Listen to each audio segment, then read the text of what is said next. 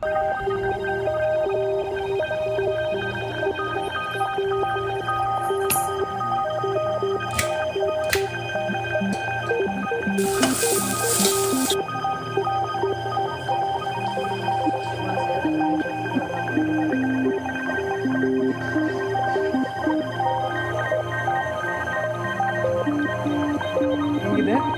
ಎಲ್ರಿಗೂ ನಮಸ್ಕಾರ, welcome back. ಹೇಗಿದ್ದೀರಾ ಎಲ್ಲರೂ ಚೆನ್ನಾಗಿದ್ದೀರಾ ಅಂತ ಭಾವಿಸ್ತಾ ವ್ಲಾಗ್ನ ಸ್ಟಾರ್ಟ್ ಮಾಡ್ತಾ ಇದ್ದೀನಿ.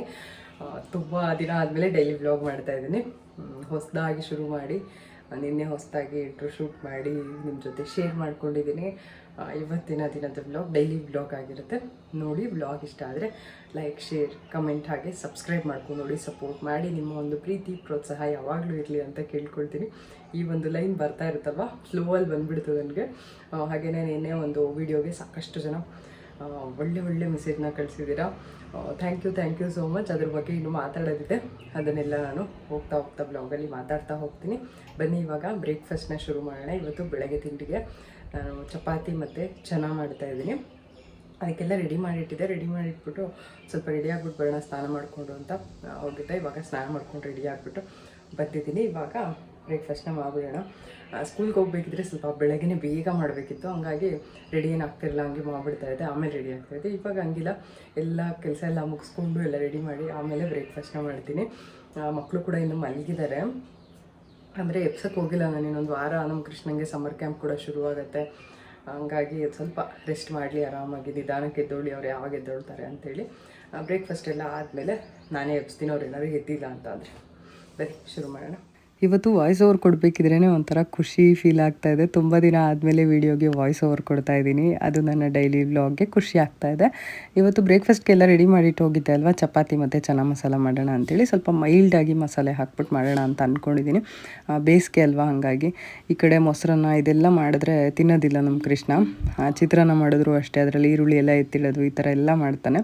ಅದಕ್ಕೋಸ್ಕರ ಚಪಾತಿ ಅಥವಾ ಪೂರಿ, ಪಲಾವು ಇದೆಲ್ಲ ಮಾಡಿದ್ರೆ ಸ್ವಲ್ಪ ಇಷ್ಟಪಟ್ಟು ತಿಂತಾರೆ. ಪುಳಿಯೋಗರೆನೂ ಅಷ್ಟೇ ಇಷ್ಟಪಟ್ಟು ತಿಂತಾರೆ. ಹಾಗಾಗಿ ನಾನು ಸ್ವಲ್ಪ ಅವ್ರಿಗಿಷ್ಟ ಆಗೋ ಥರನೇ ಮಾಡಿಕೊಡ್ತೀನಿ. ಹಾಗೆಯೇ ಕ್ವಿಕ್ಕಾಗಿ ಇವತ್ತು ನಿಮ್ಮ ಜೊತೆ ಕೂಡ ರೆಸಿಪಿನ ಶೇರ್ ಮಾಡ್ತಾ ಇದ್ದೀನಿ. ನಿಮಗೆಲ್ಲ ಇಷ್ಟ ಆದರೆ ಖಂಡಿತವಾಗ್ಲೂ ಒಂದು ಲೈಕ್ ಮಾಡಿ, ಹಾಗೆಯೇ ಕಮೆಂಟ್ ಸೆಕ್ಷನಲ್ಲಿ ಕಮೆಂಟ್ ಮಾಡಿ ನಿಮಗೆಲ್ಲ ರೆಸಿಪೀಸು ಮತ್ತು ಇಷ್ಟ ಆಗ್ತಾ ಇದೆಯಾ, ಆ ರೆಸಿಪೀಸ್ನ ಟ್ರೈ ಮಾಡಿದ್ರಾ ಅಂತ ಹೇಳಿ. ಇವಾಗ ಈರುಳ್ಳಿ, ಬೆಳ್ಳುಳ್ಳಿ ಮತ್ತು ಶುಂಠಿನ ಒಂದು ಸ್ವಲ್ಪ ಎಣ್ಣೆಯಲ್ಲಿ ಫ್ರೈ ಮಾಡ್ಕೊಳ್ಳೋಣ. ಅದಕ್ಕೆ 1-2 ಚಮಚದಷ್ಟು ಎಣ್ಣೆನ ಹಾಕ್ಕೊಳ್ತಾ ಇದ್ದೀನಿ. ಹಾಕ್ಕೊಂಬಿಟ್ಟು ಕಟ್ ಮಾಡಿ ಇಟ್ಕೊಂಡಿರೋಂಥ 1-2 ಈರುಳ್ಳಿ, 1 ಬೆಳ್ಳುಳ್ಳಿ, 1-2 ಇಂಚಷ್ಟು ಶುಂಠಿ ತೊಗೊಂಡಿದ್ದೀನಿ. ಇದಿಷ್ಟನ್ನು ಒಂದು ಸ್ವಲ್ಪ ಫ್ರೈ ಮಾಡಿಕೊಂಡು ಅದ್ರ ಜೊತೆಗೆ ಒಂದು ಸ್ವಲ್ಪ ಗೋಡಂಬಿ ತೊಗೊಂಡಿದ್ದೀನಿ. ನೀವು ಬೇಕಂದರೆ ತೆಂಗಿನಕಾಯಿ ಹಾಕ್ಕೋಬೋದು, ಮತ್ತು ಹುರ್ಗಡ್ಲೆ, ಗಸಗಸೆ ಇದಿಷ್ಟೂ ಸ್ವಲ್ಪ ಹಾಕ್ಕೋಬೋದು. ನಾನಿಲ್ಲಿ ಬರೀ ಗೋಡಂಬಿ ಮಾತ್ರ ಹಾಕ್ಕೊಳ್ತಾ ಇದ್ದೀನಿ. ಒಂದು ಚಿಕ್ಕ ಕಪ್ಪಲ್ಲಿ ಒಂದು ಸ್ವಲ್ಪ ಗೋಡಂಬಿನ ಇದ್ರ ಜೊತೆಗೆ ಸೇರಿಸ್ಕೊಂಡು ಒಂದು ಸ್ವಲ್ಪ ಫ್ರೈ ಮಾಡಿಕೊಂಡು ಅದನ್ನು ತಣ್ಣಗಾದಮೇಲೆ ರುಬ್ಕೊಂಡ್ರೆ ರೆಡಿ ಆಗುತ್ತೆ. ಅದ್ರ ಜೊತೆಗೆ ಸ್ವಲ್ಪ ಟೊಮ್ಯಾಟೊ ಕೂಡ 1-2 ರುಬ್ಬಿಟ್ಕೊಂಡ್ರೆ ಮುಗೀತು. ಇನ್ನೂ ಸಾಕಷ್ಟು ಜನ ನನಗೆ ಇಷ್ಟು ದಿನ ಯಾಕೆ ವೀಡಿಯೋ ಮಾಡಿಲ್ಲ, ಕ್ಲಾರಿಟಿ ಕೊಡಿ ಅಂತ ಎಲ್ಲ ಕೇಳ್ತಾಯಿದ್ರಿ.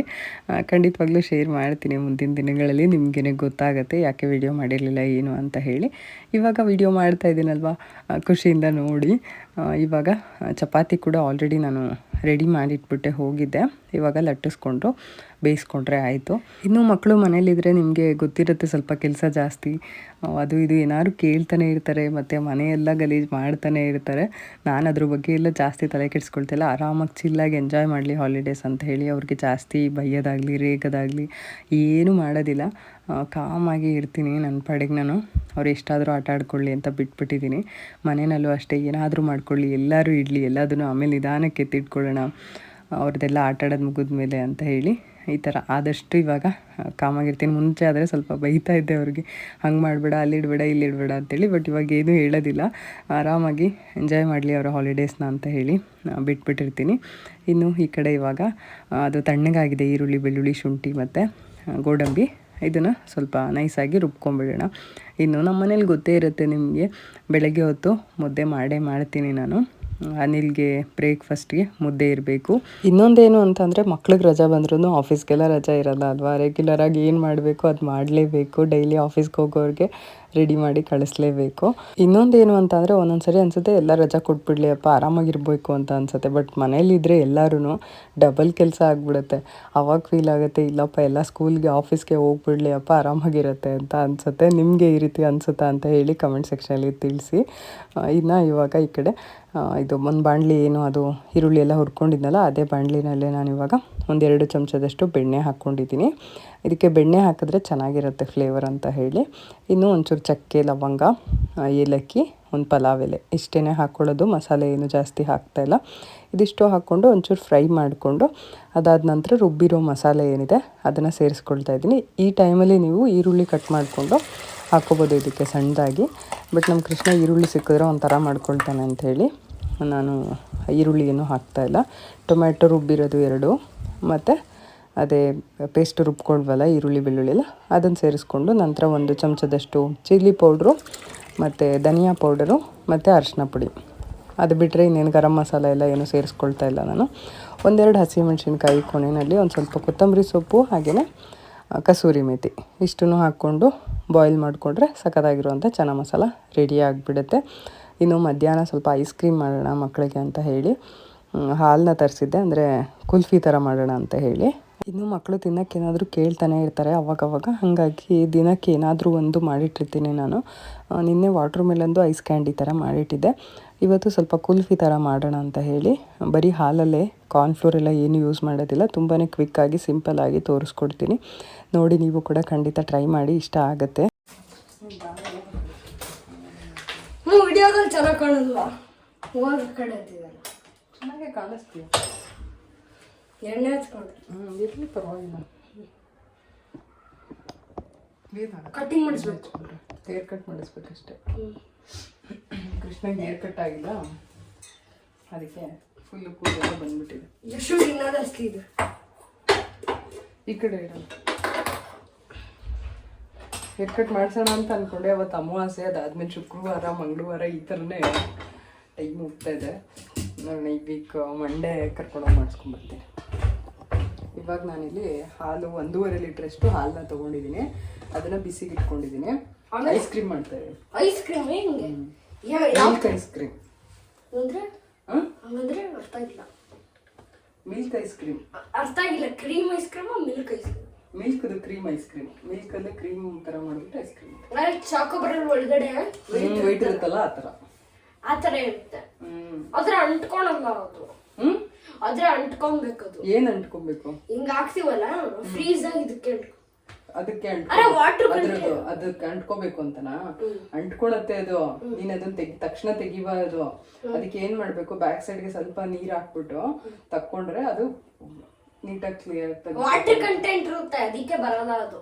ಇಲ್ಲ, ಬರುತ್ತೆ. ನಾನು ತೆಗೆದ್ಕೊಡ್ತೀನಿ ನಿಮಗೆ. ನಿನ್ನೆ ವಾಟರ್ ಮೆಲನ್ ಐಸ್ ಕ್ರೀಮ್ ಮಾಡಿಕೊಟ್ಟಿದ್ದೆ. ಅದನ್ನೇನು ಪದೇ ಬಂದು ತೆಗಿಯೋದು, ಚೆಕ್ ಮಾಡೋದು ಮಾಡಿ ಅದು ಸರಿಯಾಗಿ ಬರದೆ ಎಲ್ಲ ಇದು ಮಾಡ್ಕೊಂಡಿದ್ದಾರೆ. ನೀಟಾಗಿ ಒಂದು ಸ್ವಲ್ಪ ಹೊತ್ತು ಬಿಟ್ಟು ಆಮೇಲೆ ಅದು ಬ್ಯಾಕ್ ಸೈಡ್ಗೆ ಸ್ವಲ್ಪ ನೀರು ಹಾಕ್ಬಿಟ್ಟು ಅದನ್ನು ತಕ್ಕೊಂಡ್ರೆ ಬರುತ್ತೆ. ನೀರಲ್ಲಿ ಇಟ್ಬಿಟ್ಟು ತೆಗೆದ್ರೆ 1-2 ನಿಮಿಷ ಫುಲ್ ಗಟ್ಟಿ ಅದು ಐಸ್ ಆದಮೇಲೆ ನೀರಲ್ಲಿ ಇಟ್ಬಿಟ್ಟು ತೆಗೆದ್ರೆ ಬರುತ್ತೆ. ವಾಟರ್ ಮೆಲನ್ ಕ್ಯಾಂಡಿ ಮಾಡಿದ್ದೆ. ಇದು ಹಾಲೆಲ್ಲ ಚೆನ್ನಾಗಿ ಕ್ರೀಮಿಯಾಗಿ ರೆಡಿ ಆಗಲಿ. ಅದಾದಮೇಲೆ ಇದಕ್ಕೆ ಒಂದು ಸ್ವಲ್ಪ ಬಾದಾಮ್ ಮತ್ತು ಇದನ್ನೆಲ್ಲ ಏಲಕ್ಕಿ ಎಲ್ಲ ಪೌಡರ್ ಮಾಡಿಬಿಟ್ಟು ಹಾಕೋಣ. ಫುಲ್ ಖಾಲಿ ಮಾಡ್ಬಿಟ್ಟ? ಫುಲ್ ಅಲ್ಲ, ಇದೆ. ಸಾಕು, ಸ್ವಲ್ಪನೇ ಹಾಕೋಣ. ಸ್ವಲ್ಪ ಅಂದರೆ ಎಷ್ಟಾಗ್ತದೆ? ಒಂದಿಷ್ಟು. ಅಷ್ಟೊಂದಿಲ್ಲ, 5-6 ಎಷ್ಟು? 5-6. ರಜೆ ಬರೋದು ಬೇಡ ನಿಮಗೆ. ರಜೆ ಇಲ್ದ್ರೂ ಕಷ್ಟ, ಇಲ್ಲದೆ ಇದ್ರೂ ಕಷ್ಟ. ಇದ್ರಲ್ಲಿ ಮಿಕ್ಸ್ ಮಾಡ್ಕೊಂಡಿದ್ದೆ.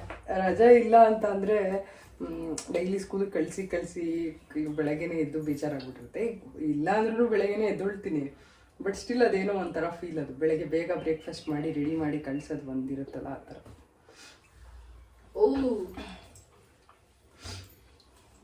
ಓಕೆ, ಇದು ಸ್ವಲ್ಪ ಟೈಮ್ ತೊಗೊಳುತ್ತೆ. ಆಮೇಲೆ ನಾನು ಬ್ಲಾಗ್ನ ಕಂಟಿನ್ಯೂ ಮಾಡ್ತೀನಿ. ಎಷ್ಟೊತ್ತಾಗುತ್ತಾ? ಇದು ಟೈಮ್ ತೊಗೊಳೋದು, ಸ್ವಲ್ಪ ಚೆನ್ನಾಗಿ ಕಾಯ್ಬೇಕಲ್ಲ. ಕಾದು ಫುಲ್ ಗಟ್ಟಿ ಆಗಬೇಕು. ಗಟ್ಟಿ ಅಂದರೆ ಕಲ್ತಾರ? ಅಷ್ಟೊಂದು ಗಟ್ಟಿ ಆಗಲ್ಲ, ಕ್ರೀಮಿ ಥರ ಆಗುತ್ತೆ. ಹಾಲನ್ನ ನಾನಿಲ್ಲಿ ಒಂದು ಸ್ವಲ್ಪ ಕ್ರೀಮಿ ಕನ್ಸಿಸ್ಟೆನ್ಸಿ ಬರೋವರೆಗೂ ಇದನ್ನು ಕುದಿಯೋದಕ್ಕೆ ಇಟ್ಟಿದ್ದೀನಿ. ಅದು ಕುದ್ಕೊಳ್ಳುತ್ತೆ ಚೆನ್ನಾಗಿ. ನಾವು ಅದನ್ನು ಸ್ವಲ್ಪ ಸಿಮ್ಮಲ್ಲಿ ಇಟ್ಬಿಟ್ಟು ಫಸ್ಟಿಗೆ ಉಕ್ಕು ಬರೋ ಥರ ಆಗುತ್ತೆ. ಬಟ್ ನಾವು ಸ್ವಲ್ಪ ಸಿಮ್ಮಲ್ಲಿ ಇಟ್ಬಿಟ್ಟು ಹಾಗೆ ಬಿಟ್ಬಿಟ್ರೆ ಅದ್ರ ಪಾಡಿಗೆ ಅದು ಒಂದು 1/2 ಅವರ್, ಒಂದು 45 ಮಿನಿಟ್ಸ್ ಅಂದ್ಕೊಳ್ಳಿ, ಅಷ್ಟರಲ್ಲಿ ಅದು ಕ್ರೀಮಿಯಾಗಿ ರೆಡಿ ಆಗುತ್ತೆ. ಇನ್ ಬಿಟ್ವೀನ್ ಮಧ್ಯಾಹ್ನ ಲಂಚ್ ಕೂಡ ನಾನು ರೆಡಿ ಮಾಡಿದೆ. ನುಗ್ಗೆಕಾಯಿ ಸಾರು ಮಾಡಿದ್ದೆ, ಅದರ ಜೊತೆಗೆ ಅನ್ನ ಮಾಡಿದೆ ಅಷ್ಟೇ. ಮುದ್ದೆ ಏನು ಮಾಡಿಲ್ಲ ಇವತ್ತು ಮಧ್ಯಾಹ್ನಕ್ಕೆ, ಬರೀ ಅನ್ನ ಸಾರು ಮಾಡಿಕೊಟ್ಟೆ. ಸೌತೆಕಾಯಿ ಸ್ವಲ್ಪ ನೆಂಚ್ಕೊಳೋದಕ್ಕೆ ಕೊಟ್ಟಿದ್ದೆ. ಮಕ್ಕಳು ಊಟ ಕೂಡ ಮಾಡಿಕೊಂಡ್ರು.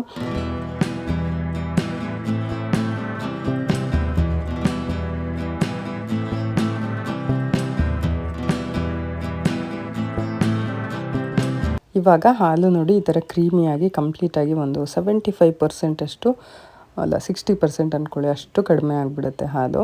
ಈ ಥರ ಚೆನ್ನಾಗಿ ಕುದಿಯೋದಕ್ಕೆ ಬಿಟ್ಟರೆ ಈಗ ಕರೆಕ್ಟಾಗಿ ರೆಡಿ ಆಗಿದೆ ಅಂತ ಹೇಳಿ ಅರ್ಥ. ಇದಕ್ಕೆ ನಾನು ಒಂದು ಸ್ವಲ್ಪ ಡ್ರೈ ಫ್ರೂಟ್ಸ್ನ ಪೌಡರ್ ಮಾಡಿ ಹಾಕ್ತೀನಿ. ಚೆನ್ನಾಗಾಗತ್ತೆ, ಟೇಸ್ಟು ಚೆನ್ನಾಗಿ ಬರುತ್ತೆ. ಥರ ಕುಲ್ಫಿ ಫ್ಲೇವರ್ ಕೂಡ ಚೆನ್ನಾಗಿರುತ್ತೆ. ಇದು ನೀವು ಬೇಕಂದರೆ ಕಸ್ಟರ್ಡ್ ಎಲ್ಲ ಹಾಕಿ ಮಾಡ್ತಾರೆ. ನಾನು ಆ ಥರ ಏನು ಕಸ್ಟರ್ಡ್ ಪೌಡರ್ ಎಲ್ಲ ಏನು ಯೂಸ್ ಮಾಡ್ತಾಯಿಲ್ಲ. ಮನೆಯಲ್ಲೇ ಒಂದು ಸ್ವಲ್ಪ ಡ್ರೈ ನಟ್ಸ್ ಅಂತ ಅಂದರೆ ಗೋಡಂಬಿ ಮತ್ತು ಬಾದಾಮಿ ಆಮೇಲೆ ಪಿಸ್ತಾ, ಇಷ್ಟು ಮೂರೂ ತೊಗೊಂಡು ಅದ್ರ ಜೊತೆಗೆ ಒಂದು ಏಲಕ್ಕಿ ಹಾಕ್ಕೊಂಡು ಮಿಕ್ಸಿನಲ್ಲಿ ಪೌಡರ್ ಮಾಡ್ಕೊಳ್ತೀನಿ. ಈ ಒಂದು ಪೌಡರ್ನ ಹಾಲೇನು ನಾವು ತುಂಬ ಕ್ರೀಮಿಯಾಗಿ ರೆಡಿ ಮಾಡ್ಕೊಂಡಿದ್ದೀವಲ್ವ ಕಾಯೋದಕ್ಕೆ ಬಿಟ್ಟು, ಅದಕ್ಕೆ ಇದನ್ನು ಮಿಕ್ಸ್ ಮಾಡ್ಕೊಳ್ಬೇಕು. ಮಿಕ್ಸ್ ಮಾಡಿಕೊಂಡ್ರೆ ಚೆನ್ನಾಗಿ ಒಂಥರ ರೆಡಿ ಆಗುತ್ತೆ. ಅದು ಟೇಸ್ಟ್ ಕೂಡ ಹಾಗೆ ಚೆನ್ನಾಗಿರುತ್ತೆ. ಇದಕ್ಕೆ ನಾನಿಲ್ಲಿ ಸ್ವೀಟ್ನೆಸ್ಗೆ ಡೇಟ್ಸ್ ಪೌಡರ್ನ ಯೂಸ್ ಮಾಡ್ತೀನಿ. ನೀವು ಬೇಕಂದರೆ ಸಕ್ಕರೆ ಅಥವಾ ಬೆಲ್ಲ ಏನಾದರೂ ಯೂಸ್ ಮಾಡ್ಬೋದು, ಆದರೆ ನಾನು ಸಕ್ಕರೆ ಬೆಲ್ಲ ಏನು ಯೂಸ್ ಮಾಡ್ತಾಯಿಲ್ಲ. ಇದು ತಣ್ಣಗಾಗಿ ಬಿಡಬೇಕು ಕಂಪ್ಲೀಟಾಗಿ ಹಾಲು. ತಣ್ಣಗಾದ್ಮೇಲೆ ಈ ಥರ ಮಿಕ್ಸಿ ಜಾರ್ಗೆ ಹಾಕ್ಕೊಂಡು ಅದ್ರ ಜೊತೆಗೆ ಸಕ್ಕರೆ ಅಥವಾ ಸ್ವೀಟ್ನೆಸ್ಗೆ ಏನು ಬೇಕು ಅದನ್ನು ಹಾಕ್ಕೋಬೋದು. ನಾನಿಲ್ಲಿ 1-2 ಚಮಚ ಡೇಟ್ಸ್ ಪೌಡರ್ನ ಹಾಕ್ಕೊಂಡು ಮಿಕ್ಸಿನಲ್ಲಿ ರುಬ್ಕೊಳ್ತೀನಿ. ರುಬ್ಕೊಂಡಿದ್ದಾದ ನಂತರ ಐಸ್ ಕ್ಯಾಂಡಿದು ಮೌಲ್ಡ್ ಅಥವಾ ಲೋಟದಲ್ಲಿ ಹಾಕ್ಬಿಟ್ಟು ಅದ್ರ ಮೇಲೆ ಒಂದು ಸ್ಪೂನ್ ಹಾಕಿ ಅದನ್ನು ನೀಟಾಗಿ ಕವರ್ ಮಾಡಿ, ಅಂದರೆ ಮೇಲೆ ಐಸ್ ಎಲ್ಲ ಕುತ್ಕೊಳ್ದೇ ಇರೋ ಥರ ನೀಟಾಗಿ ಕವರ್ ಮಾಡಿ ಅದನ್ನು ಫ್ರೀಝರಲ್ಲಿ ಇಟ್ಟರೆ ಚೆನ್ನಾಗಿರೋ ಅಂಥ ಕುಲ್ಫಿ ರೆಡಿ ಆಗುತ್ತೆ. ಇನ್ನು ನಾನು ಕೃಷ್ಣ ಅನಿಲ್ 3 ಜನ ಇದ್ದಾಗ ಮನೆ ನಮಗೆ ಏನೂ ಅನ್ನಿಸ್ತಾ ಇರಲಿಲ್ಲ. ಚಿಕ್ಕದು ಅಂತ ಆಗಲಿ ಏನೂ ಅನ್ನಿಸ್ತಾಯಿಲ್ಲ. ಒಂದೊಂದು ಸರಿ ಅನ್ಸೋದಂದರೆ ನಮ್ಮ ಥಿಂಗ್ಸ್ ಎಲ್ಲ ಸ್ವಲ್ಪ ಜಾಸ್ತಿ ಇದೆ ಅಲ್ವಾ, ಅದನ್ನೆಲ್ಲ ಎಲ್ಲ ಕಡೆ ಫಿಟ್ ಆಗದೆ ಇರುವಾಗ ಫೀಲ್ ಆಗ್ತಾಯಿತ್ತು ಮನೆ ಚಿಕ್ಕದು ಅಂತ ಹೇಳಿ ಅಂದ್ಕೊಳ್ತಾನೆ ಇರ್ತಿದ್ವಿ. ಬಟ್ ಹೊರಗಡೆ ಸ್ವಲ್ಪ ಹೋಗಿದ ತಕ್ಷಣ, ಅಂದರೆ ಟೆರೆಸ್ ಮೇಲೆ ಹೋಗಿದ ತಕ್ಷಣ ಒಂಥರ ಖುಷಿ ಆಗ್ತಾಯಿತ್ತು. ಇಲ್ಲ ಬಿಡು, ವ್ಯೂಸ್ ಎಲ್ಲ ಚೆನ್ನಾಗಿದೆ ಇಲ್ಲಿ ಇರೋದಕ್ಕೆ, ಹೊರಗಡೆ ಚಂದ್ರನ ನೋಡ್ಬೋದು, ಸೂರ್ಯ ನೋಡ್ಬೋದು, ಆರಾಮಾಗಿ ಫ್ರೀಯಾಗಿದೆ ಅಂತ ಅನಿಸುತ್ತೆ.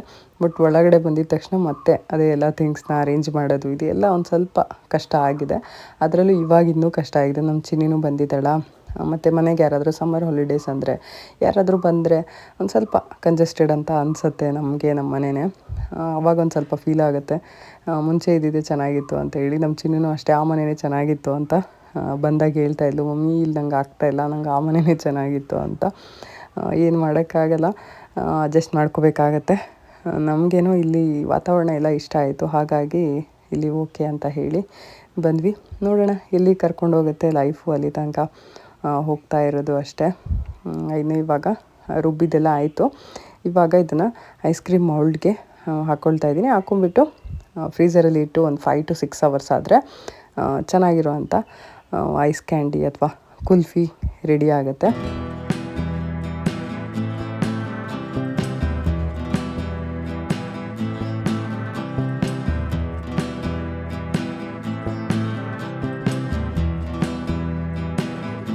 ತೆಗಿ, ನೀರಿಡಿ, ಇನ್ನೊಂದು ಸ್ವಲ್ಪ ನೀರು ಹಿಡ್ಕೊ.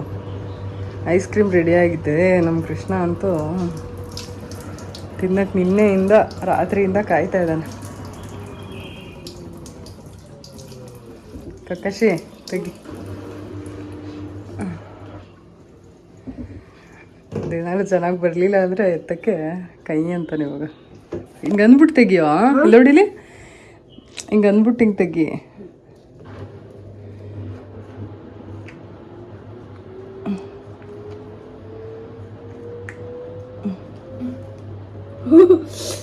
ಬಂತು ನೋಡು, ಹೆಂಗಿದೆ? ಚೆನ್ನಾಗಿದೆಯಾ? ಖುಷಿ ಕೃಷ್ಣನ್ ಖುಷಿ.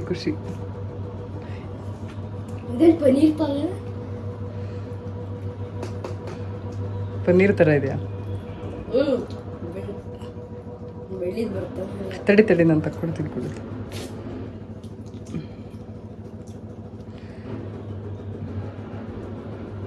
ಇದೆಯಾ ಕೃಷ್ಣ? 0 but super. ಇನ್ನು ನನ್ನ ಲಾಸ್ಟ್ ವಿಡಿಯೋ ಅಂತ ಅಂದರೆ ಕಮ್ಬ್ಯಾಕ್ ವಿಡಿಯೋಗೆ ಸಾಕಷ್ಟು ಜನ ಪಾಸಿಟಿವ್ ಆಗಿ ಕಮೆಂಟ್ಸ್ ಎಲ್ಲ ಮಾಡಿದ್ದೀರಾ. ಎಲ್ಲರಿಗೂ ಥ್ಯಾಂಕ್ ಯು ಸೋ ಮಚ್. ನೀವೆಲ್ಲ ಇಷ್ಟು ಪ್ರೀತಿ ಕೊಡ್ತೀರಾ ಅಂತ ನಾನು ಅಂದ್ಕೊಂಡೇ ಇರಲಿಲ್ಲ. ಒಂದೇ ಒಂದು ನೆಗೆಟಿವ್ ಕಮೆಂಟ್ ಕೂಡ ಇಲ್ಲ ಗೊತ್ತಾ. ನನಗಂತೂ ಅಷ್ಟು ಖುಷಿ ಆಗ್ತಾಯಿದೆ. ತುಂಬಾ ಖುಷಿ ಆಯಿತು ಅಂದರೆ ತುಂಬಾ ಖುಷಿ ಆಯಿತು. ನಿಮ್ಮೆಲ್ಲರ ಒಂದು ವೆಲ್ಕಮ್ನ ನನಗೆ ಅರಗಿಸ್ಕೊಳ್ಳೋಕ್ಕೆ ಆಗ್ತಿಲ್ಲ, ಅಷ್ಟು ಖುಷಿಯಾಗಿದೆ. Thank you so much. ನಿಮ್ಮೆಲ್ಲರ ಒಂದು ಈ ಪ್ರೀತಿ ಪ್ರೋತ್ಸಾಹಕ್ಕೆ ನಾನು ಯಾವಾಗಲೂ ಚಿರಋಣಿಯಾಗಿರ್ತೀನಿ. ನನ್ನ ಒಂದು ಪ್ರತಿ ವಿಡಿಯೋಗೂ ನಿಮ್ಮ ಒಂದು ಪ್ರೀತಿ ಹಾಗೆಯೇ ಒಂದು ಸಪೋರ್ಟ್ ಇರಲಿ ಅಂತ ಕೇಳ್ಕೊಳ್ತೀನಿ. ಖಂಡಿತವಾಗ್ಲೂ ಇರುತ್ತೆ ಅಂತ ಕೂಡ ಅಂದ್ಕೊಂಡಿದ್ದೀನಿ. ಥ್ಯಾಂಕ್ ಯು ಸೋ ಮಚ್ ಎಲ್ಲರಿಗೂ. ಯಾರೆಲ್ಲ ಕಮೆಂಟ್ಸ್ ಮಾಡಿದ್ದೀರಾ, ಯಾರೆಲ್ಲ ಲೈಕ್ ಮಾಡಿದ್ದೀರಾ, ಯಾರೆಲ್ಲ ವಿಡಿಯೋ ನೋಡಿದ್ದೀರಾ, ಎಲ್ಲರಿಗೂ ಥ್ಯಾಂಕ್ ಯು ಸೋ ಮಚ್.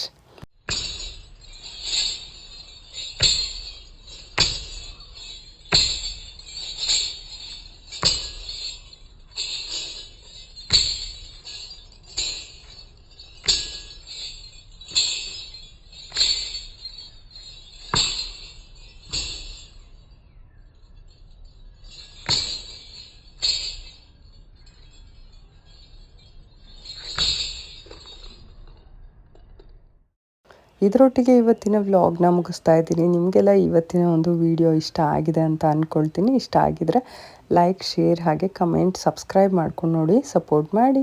ನಿಮ್ಮ ಒಂದು ಪ್ರೀತಿ ಪ್ರೋತ್ಸಾಹ ಯಾವಾಗಲೂ ಇರಲಿ ಅಂತ ಕೇಳ್ಕೊಳ್ತಾ ಮತ್ತೆ ನಾನು ನಿಮಗೆ ಸಿಗ್ತೀನಿ ಇನ್ನೊಂದು ಹೊಸ ವಿಡಿಯೋದ ಒಟ್ಟಿಗೆ. ಬರಲಾ? Bye, see you. Thank you for watching.